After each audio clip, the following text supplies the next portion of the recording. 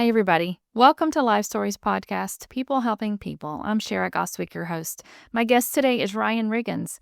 Ryan is a consumer protection advisor. He was once a house flipper. He knew how to make the deal and make the money, but has switched sides and is now protecting families from cash buyers that want to take advantage of those in desperate situations. I think what he's doing is very important, and he offered a lot of great advice in our conversation. He's got some wonderful resources on his website, and he even developed an app for senior adults. After you listen, I encourage you to send this to anybody that you think might benefit from it and point them to his website. If you know someone in a situation that he talks about, send them to his website so they can learn all that they can from him. He knows what he's doing, and I believe he's going to help a lot of people. Thanks for being here. Ryan, I think what you're doing is very cool. You were a house flipper, and you were, like you said, you were good at it. You knew how to do it, how to make the money and do all this stuff. But I love how you're helping families now, because I think that is so important. Tell people how you got started, even flipping houses. Was that something you always wanted to do, or did you just kind of jump into it and realize you were good at it? Well, I mean, the first, 12, 13 years of my working life was in restaurants. My family had always been in the restaurant business and the hotel business and motel business, way back in the day from my grandfather.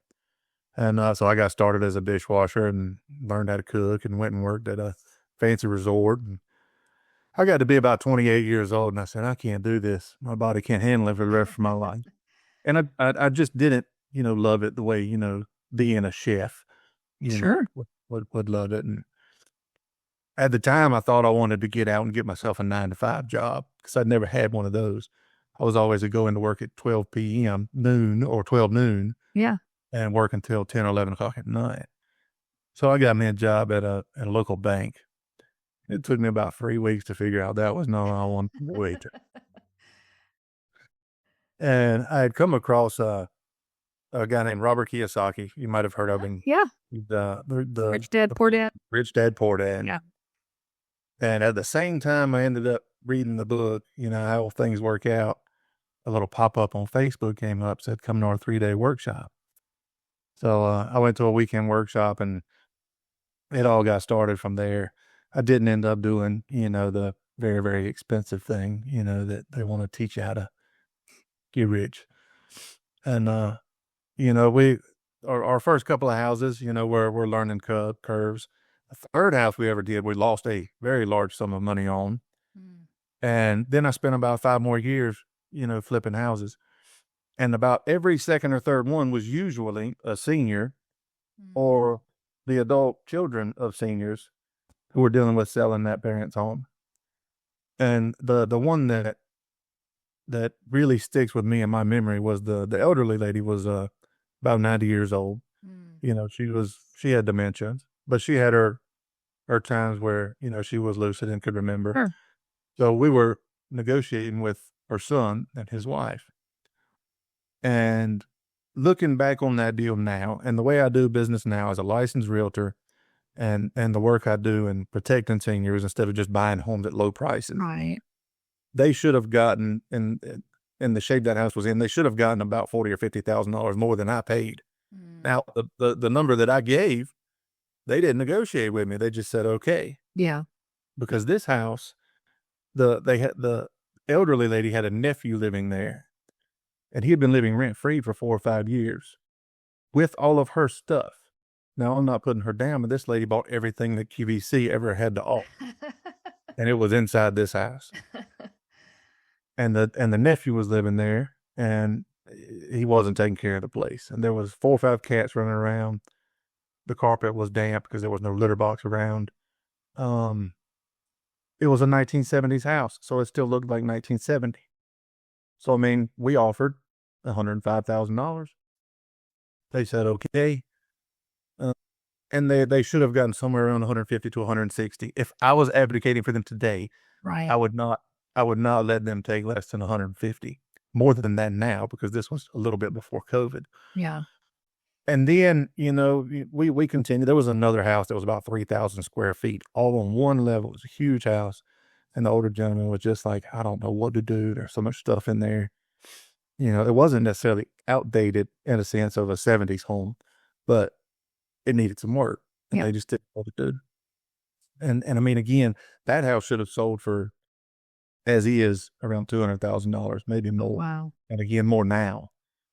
But we got that house for $110,000. But I mean, that's the business, Right.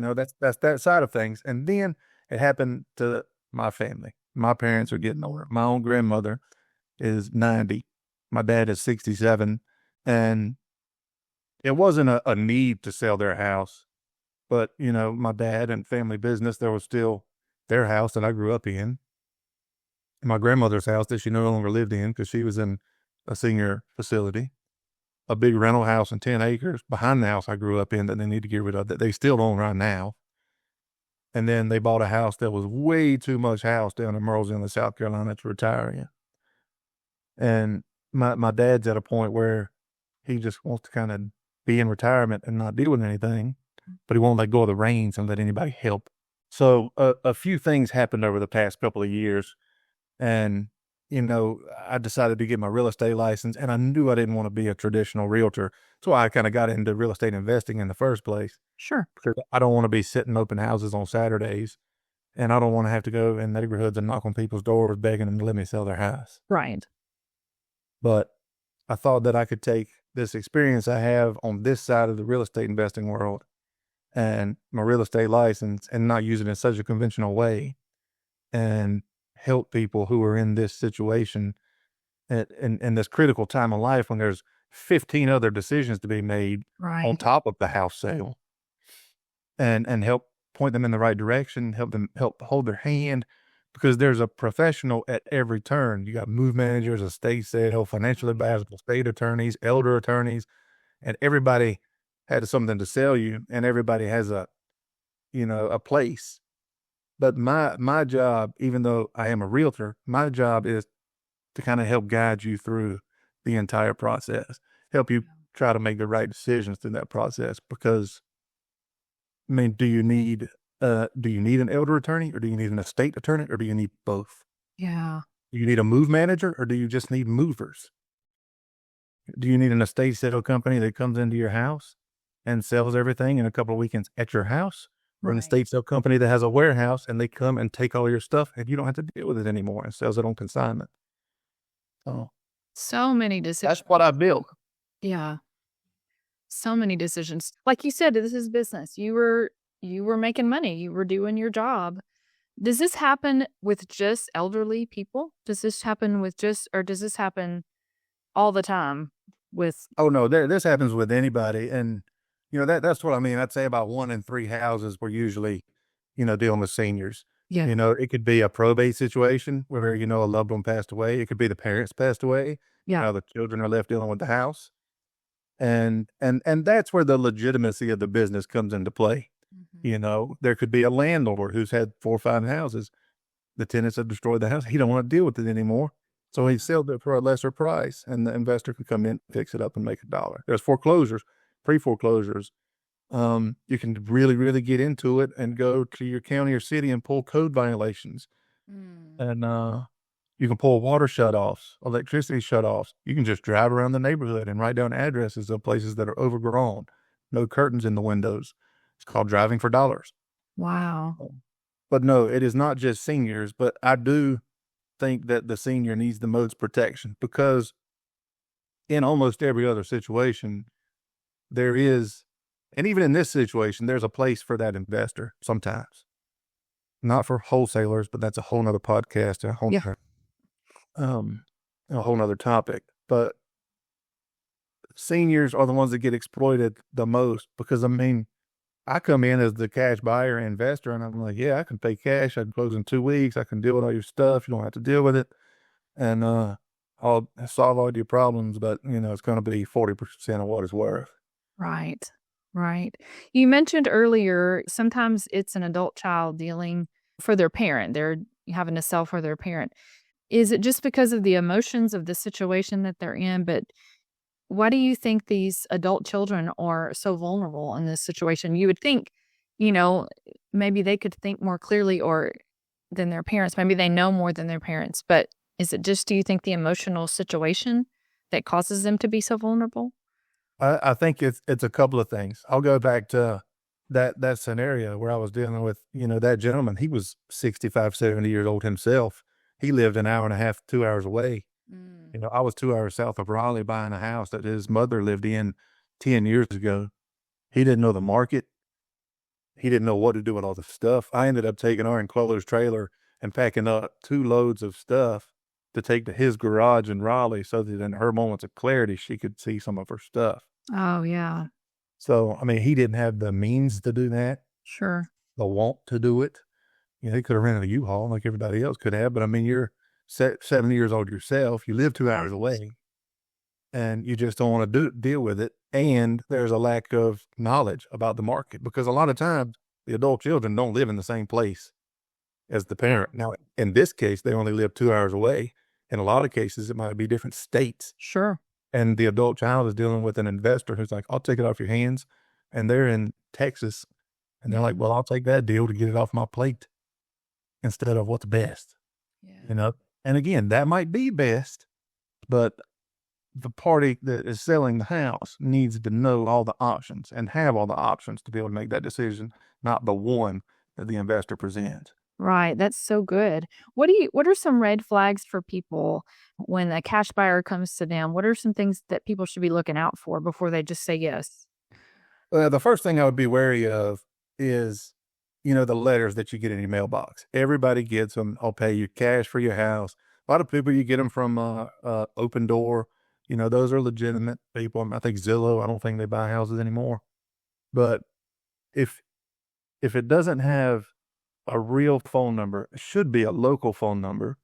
And if it's just a name and not a company name, if it looks handwritten and is not handwritten, and a lot of folks they'll pay for 3,000 of these letters, and it'll say, local homeowner, or neighborhood, whatever the neighborhood name is, instead of the homeowner's name. Realtors, do handwritten letters and send out flyers, and they are canvassing an entire neighborhood. Yeah. And that's a legitimate thing. These wholesalers, and they call themselves investors. They do this marketing this way, and I won't say it's illegitimate, but I will say it's misleading. Yeah. So that's the first thing is you get a bunch of letters in your mailbox, and like my 90-year-old grandmother right now, today, she thinks she has to respond to every piece of mail from Market Dimes, from Tulsa Towers, all those things she thinks she needs to send money to. Those are great causes, but the elderly people, they easily sometimes get confused. Yeah. The other red flag is you always want to ask if they're saying that they are the buyer, they need to provide a proof of funds from their bank. They need to show you that they have the money to buy the house. Nobody wants to open up their bank app and show somebody their banking information, but the person saying they're buying your house needs to either provide personally or their business entity that they can purchase the house. Sure. Now, they might be using borrowed money or hard money, then they need to provide, a letter from that institution that they can actually close on the deal. Yeah. Because I'd say about 8 times out of 10, that elderly person and most people are dealing with somebody who's called a wholesaler. Their entire job is to get it under contract for as little as possible and sell it to the real cash buyers, somebody like me. Yeah. And then collect a fee in between. Now, that's equity that I believe should have stayed in the homeowner's pocket, going towards retirement or senior living. And the thing to look out for in that contract is verbiage that says and or assigns. Or there may be a whole clause in there that says assignments. And it says, the signer of this agreement may assign to anybody they wish to. Right. And I'm not saying there's a place for assignments and there's a place everywhere for this business. But again, the homeowner needs to know what's going on. And that's why states are outlawing wholesaling. I think Illinois, Oklahoma, South Carolina have laws in place to regulate or either outlaw wholesaling completely, because there is such a gray area, and the wholesaler gets all the benefit and the homeowner gets, their equity taken from them. Right. I can see why, especially an elderly person, would not feel comfortable asking for somebody to show proof. I mean, you would think, oh, I can't do that. I can't ask somebody to show me for, and especially someone that's elderly. I can see why that, would be an issue for them. Well, I have, if you hire a realtor, any realtor who is going to show your house is going to make sure the person they're showing the house to can purchase the house. Absolutely. And I mean, usually the people buying houses are, it's a pre-qualification or a pre-approval from a bank. Mm-hmm. I mean, if they're advertising themselves as a cash buyer, show me the cash. Sure. And I mean, the other thing about it is, with the elderly folks, they come from a much more trusting generation. I mean, handshakes and I mean, somebody knocks on your door and is very friendly and says, "Hey, I'm gonna buy your house in cash." They think it's done and over with. I'm gonna close in 30 days and I'm gonna be done. Yeah. That wholesaler got it under contract and can't find a buyer. Sure. And in 30 days, that homeowner's back to square one. Yeah, and I think about when we sold our house before we moved where we are now, it took 11 months, and I think about how thrilled someone would be at that point, if it's been on the market for a while and somebody comes in and says, "I wanna buy your house," like, you'd think it's all done, like, I get that, I totally get that. Oh goodness, it's also scary. You talk about 5 exit strategies for a family home. Can you kinda go over those real quick?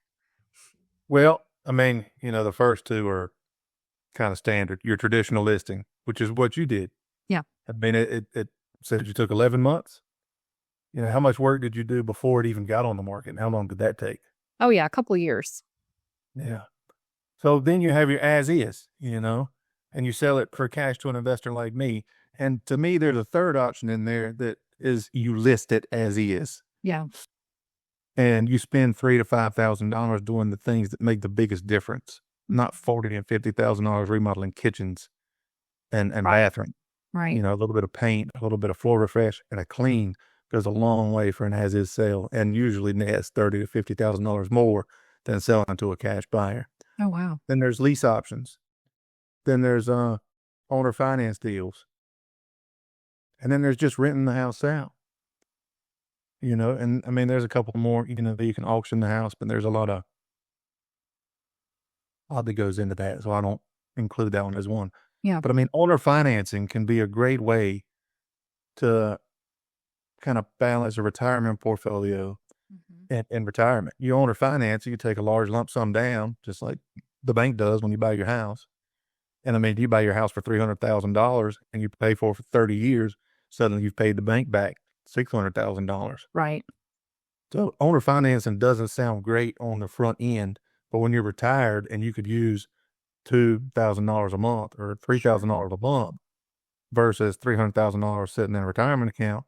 And, I'm not the financial advisor. The financial advisor is going to say, "Give me your money." But, that's not up to me. It's just up to me to give the people the options. Right. Maybe the market's not great at the point in time where you're wanting to sell and you sell it on a lease option. A lease option, basically they rent it from you for 2 or 3 years. Yeah. And then when the market comes back, they have the option to either buy it or walk away. But during that lease period, you're no longer a landlord. You're leasing it to them to own it. So unless something catastrophic happens with the house, it's up to them to, fix toilets, fix the leaking dishwasher. Yeah. Most of those big landlord responsibilities, fall away from you. And if they decide to walk away after the lease option, you do one of the others. You owner finance it, you lease option it again, you list it as is to sell, or you spend a little money, fix it up and list it. Yeah. Those are good. People need to know there are options, that, there's not just one thing that they have to do. So have you worked with adult children who have wanted their parents to sell their home and maybe there's been a fight or a tension between the elderly person and the adult child who maybe they don't want to sell, but their kid knows, okay, it's time, we need to do this. Have you had to deal with families like that? Yeah, and it's not usually just one adult child. It's usually Multiple. Yeah. And, there's a couple of books that I kind of wrote, and they're great for, Oh, yeah. sitting there drinking your morning coffee. And it talks about, the 5 different personality types. and having that conversation with your parents, and you being the caregiver who is right there in town dealing with it every day, and then the sibling who, again, lives in Oklahoma Right. and has very strong opinions about what needs to happen, but is not around to help make stuff happen. Those conversations need to happen before the conversation is had with mom, and it says, "Mom, you need to move." And the conversation needs to be more like, "Mom, what do you think we need to do in the next 3 to 4 years to make you the most comfortable?" Not, "Mom, we need to move, Yeah. or we need to get you out of this house, or we need to sell your house." That's very confrontational. Yeah. And I mean, my job was an investor, real estate agent. Now I'm a senior advocate, and my parents didn't listen to a thing I said for selling that. So I mean, that's again part of my job. Right. Let me be the punching bag. Yeah. Let them hear it from somebody else instead of their child who they don't want telling them what to do. Right. So to answer your question, it's not usually friction between the child and the senior. It's usually friction between the other siblings. Yeah. And everybody has their opinion about what needs to happen. Right. I hate that. I hate hearing about stories like that, especially even after someone's passed away and it just turns into chaos. And that's so sad. It's so sad. If somebody is listening right now and maybe they're in the middle of this, maybe they do have a parent that they feel like needs to sell their home, or maybe they're working through the process, what is a piece of advice you could give them to maybe not feel so overwhelmed? I would say take a breath and don't call a realtor, because that's everybody's first instinct is, what do we do with the house? The thing that needs to happen is a honest conversation with the senior. And again, you have to know kind of what your parents' personality type is, and how to kind of work that into a conversation. The other thing is, I have a lot of free resources on my website. Have a lot of calculators that help you do, a strategic exit type thing that shows you all the pros and cons of each way to sell the house. But I would tell people to talk to estate attorneys, depending on if you have an estate, elder attorneys, and financial advisors. Because before you even decide to sell the house, you need to figure out how to structure the money, Yeah. and you need to figure out how to make that money last, whether that is buying another house or funding, senior care. Sure.